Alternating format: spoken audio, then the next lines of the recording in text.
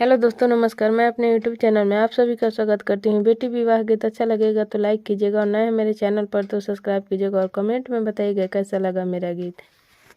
कौन पातवा या तर पातर, कौन पातवा भुइया चुए, कौन पातवा या तर पातर, कौन पातवा भुइया चुए।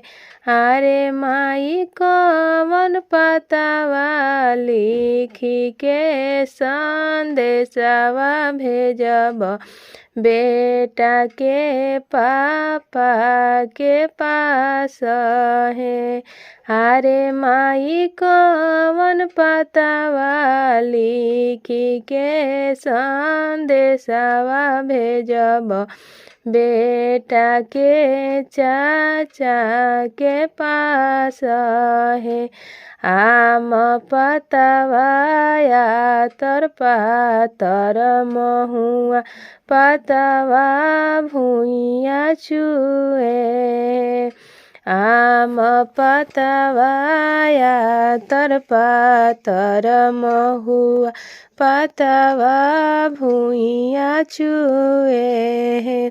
अरे माई पीपर पतवा लिखी के संदेशवा भेजब, बेटा के पापा के पास है।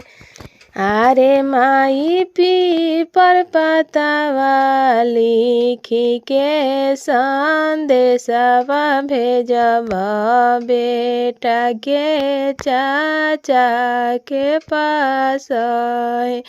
पढ़ेलन बेटा के पापा मने मने हुल से ले, पढ़ेले बेटा के चाचा मने मने हुल से ले।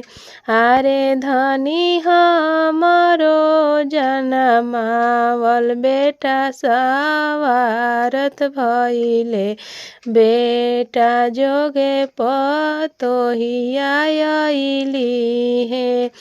अरे धनी हमरो जनमावल बेटा सवारत भइले, बेटा जोगे पतोहिया आइली है।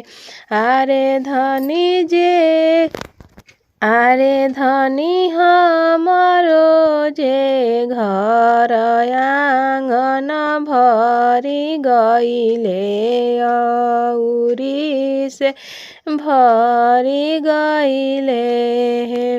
अरे धनी हमरो जे घर आंगन भरी गइले, औरी से भरी गइले।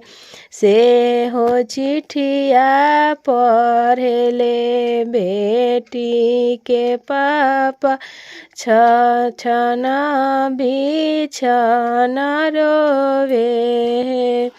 से हो चिठिया पढ़ेले बेटी के चाचा, छछन बिछन रोवे।